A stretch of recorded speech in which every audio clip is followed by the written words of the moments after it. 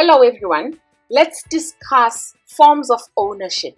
First, the term form of ownership means or it refers to a legal position of the business and how it is owned. So it is some sort of a business that somebody has started and how they actually own that business. This topic has been covered thoroughly since grade 10. In this video, we are just revising and we're making forms of ownership simplified. Let's start with a sole trader and a partnership. Those two entities, meaning the sole trader or a partnership, they are not companies in South Africa. They are not formally registered as companies, and the law does not require for these two entities to be registered. And they don't have continuity. What do we mean by saying they don't have continuity? We mean if somebody starts a sole proprietor or he is a sole trader and is selling amakota ekoneni and you guys go buy amakota there for lunch, if that person that owns that business is a sole trader, when they pass away and they die, the business dies with that person because it's a sole trader. So is a partnership. It does not have continuity after the death of the person that has started. And the other point when it comes to sole trader and partnership is that they have unlimited liability. And there's flexibility when it comes to giving the sole proprietor or partnership a name.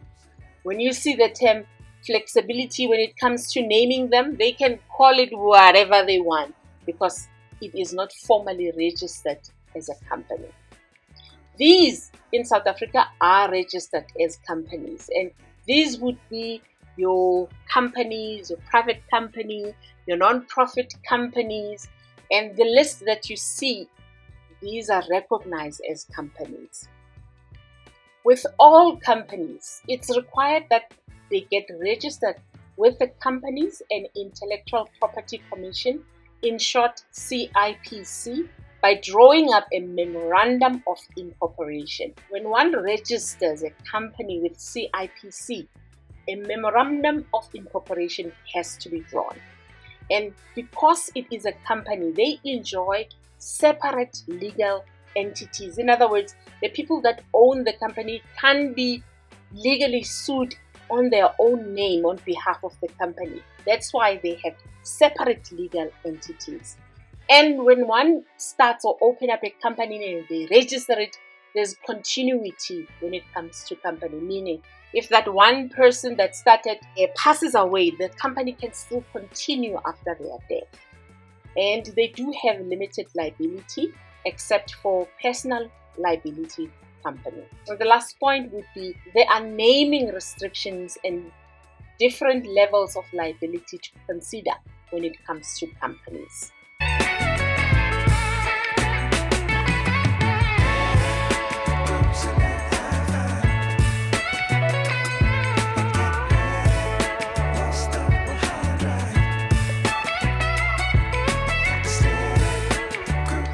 Because this is a simplified version of forms of ownership, I want you learners to think of this topic when you're answering questions in an exam. Make it practical as possible so that you can be able to remember all of the information that you have studied throughout the years when it comes to forms of ownership. Because forms of ownership is somebody starting a business. Visualize somebody starting whatever business that the question is asking you in an exam. For example, you get a question that says, discuss the advantages of a non-profit company as a form of ownership. What are they asking for there?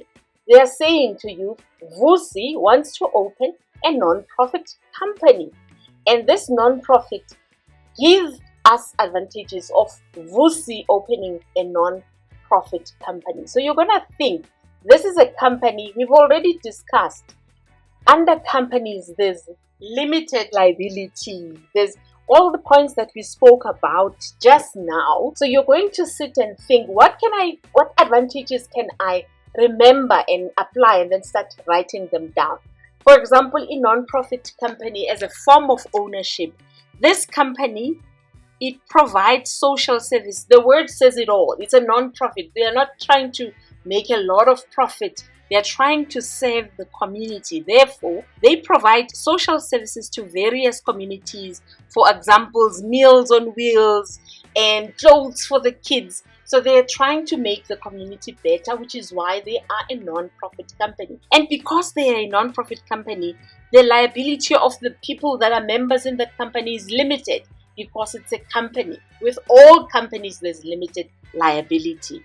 In other words, they can't be sued for things that the non-profit has done.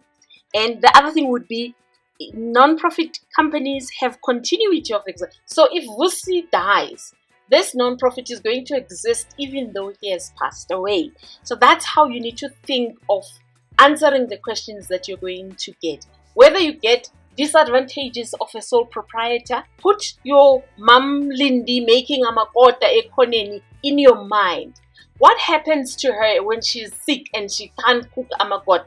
She can't make profit because the business is based on her. She's the soul. Soul means one. We are paid.